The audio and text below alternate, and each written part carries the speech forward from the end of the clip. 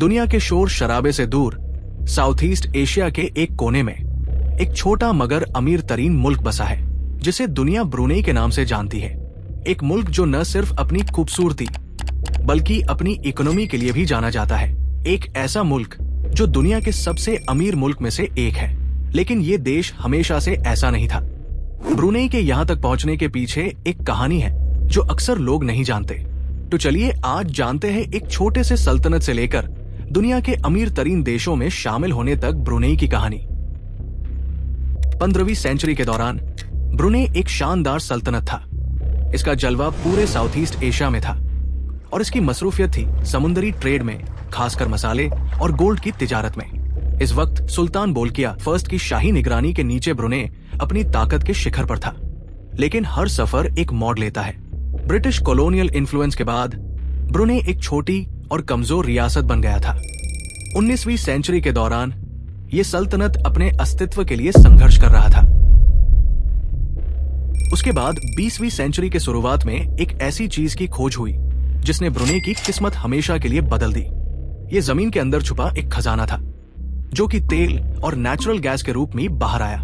आज भी ब्रुनेई की इकोनॉमी का बड़ा हिस्सा तेल और नेचुरल गैस के एक्सपोर्ट्स पर डिपेंड है, जो इसका लगभग 90% रेवेन्यू जनरेट करते हैं। दरअसल ब्रुनेई में तेल की कहानी 1920 के आसपास शुरू होती है, जब ब्रिटिश कॉलोनियल पावर्स ब्रुनेई और उसके आसपास के रीजन्स में नेचुरल रिसोर्सेज, खासकर पेट्रोलियम और गैस की तलाश कर रहे थे, जिसको लेकर यहाँ पर सर्वे स्टार्ट किए गए। ब्रिटिश मलियन पेट्रोलियम कंपनी ने, जो आज शेल का हिस्सा है, यहाँ ऑयल एक्सप्लोरेशन शुरू की। ब्रुनेई का जियोग्राफिकल लोकेशन और सॉइल स्ट्रक्चर नेचुरल रिसोर्सेज के लिए उम्मीद भरा लगता था, और ये उम्मीद तब यकीन में बदल गई जब 1929 में ब्रिटिश मलियन पेट्रोलियम कंपनी ने ब्रुनेई के सीरिया टाउन के पास ड्रिलिंग शुरू की और यहाँ पर ब्रुनेई को पहली सक्सेस मिली और इसी कुएं से जमीन से तेल निकालने का काम शुरू किया गया। ये पहला सक्सेसफुल तेल का कुआं था जो सेरिया वेल नंबर 1 कहलाता है। ये ब्रुनेई के तेल की खोज का सबसे सिग्निफिकेंट मोमेंट था। सीरिया में तेल का कुआं इतना प्रोडक्टिव था कि उसने ब्रुनेई को एक ऑयल रिच नेशन बनाने की बुनियाद रखी। 1930 के दौरान ब्रुनेई की ऑयल की इंडस्ट्री ने अपना जलवा बिखेरना शुरू किया।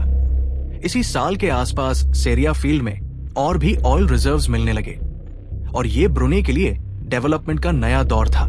चूंकि ऑयल और गैस काफी सिमिलर रिसोर्सेज से निकलते हैं, इसलिए अर्ली 1950 में ब्रुनेई में ऑयल के साथ पैरेलल में नेचुरल गैस की खोज शुरू की गई। ब्रुनेई में नेचुरल गैस का पहला सिग्निफिकेंट डिस्कवरी 1960 के दौरान हुआ, जब ब्रुनेई शेल पेट्रोलियम ने, जो ब्रुनेई के ऑयल फील्ड्स को ऑपरेट करने वाली ब्रिटिश कंपनी थी, और उसने ऑफशोर ड्रिलिंग की, यानी ओशन के बीच में जाकर ओशन की गहराई में ड्रिलिंग की, तो गैस के सिग्निफिकेंट रिजर्व्स मिलने लगे।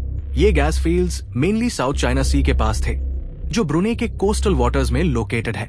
1970 में ब्रुनेई ने अपनी नेचुरल गैस इंडस्ट्री को और ज्यादा डेवलप किया। इस दौरान एलएनजी यानी लिक्विफाइड नेचुरल गैस प्लांट भी एस्टैब्लिश किया गया, जो ब्रुनेई का एक इंपॉर्टेंट एक्सपोर्ट प्रोडक्ट बन गया।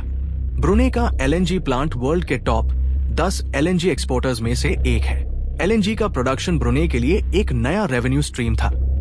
ब्रुनेई ने अपनी नेचुरल गैस एक्सपोर्ट्स को मेजर इंटरनेशनल मार्केट्स जैसे जापान, साउथ कोरिया और ताइवान तक एक्सपैंड किया। नेचुरल गैस के डिस्कवरी और उससे मिलने वाले मोटे मुनाफे के बाद ब्रुनेई की गवर्नमेंट ने अपने इंफ्रास्ट्रक्चर को मॉडर्नाइज किया और सोशल सर्विसेज जैसे हेल्थ केयर और एजुकेशन को इम्प्रूव किया।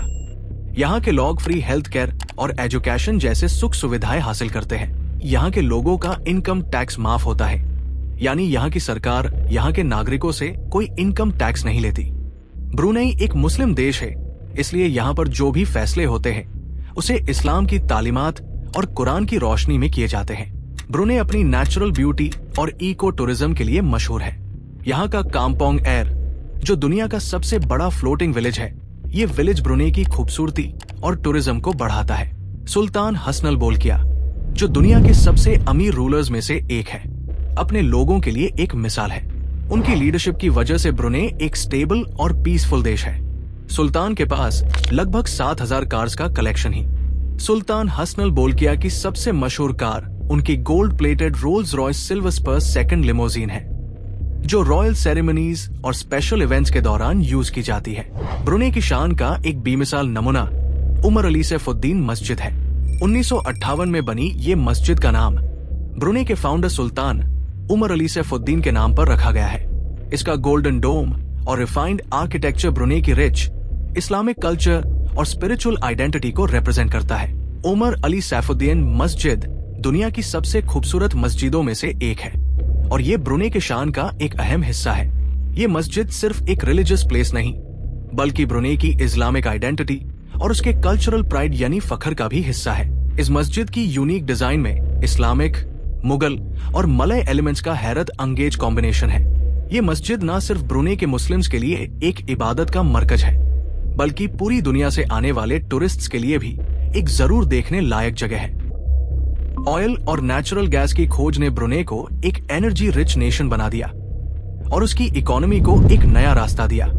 ब्रुनेई अब अपनी नेचुरल रिसोर्सेज को बैलेंस करने की कोशिश कर रहा है ताकि वो फ्यूचर में भी अपनी इकोनॉमिक स्टेबिलिटी और ग्रोथ को कंटिन्यू कर सके। ये थी ब्रुनेई की कहानी, जो एक छोटा सा देश है मगर अपनी इकोनॉमी की वजह से कई बड़े बड़े देशों को टक्कर दे सकता है। मेरा मानना है कि ब्रुनेई नेचुरल रिसोर्सेज की वजह से अमीर तो बना है, लेकिन इसके पीछे वहाँ के सुल्तान के द्वारा सही समय पर किए गए सही फैसले भी कारगर साबित हुए हैं। नहीं तो सही कैपेबिलिटी ना होना भी कई जगह पे आपको प्रोग्रेस की जगह डाउनफॉल की तरफ ले जाता है। आपको क्या लगता है, क्या ब्रुनेई सिर्फ नेचुरल रिसोर्सेज की वजह से अमीर हुआ है या वहाँ के सुल्तान का भी इसमें एक अहम रोल है? कमेंट सेक्शन में जरूर बताइए और अगर वीडियो अच्छी लगी हो तो लाइक, शेयर और सब्सक्राइब जरूर करें। Thank you.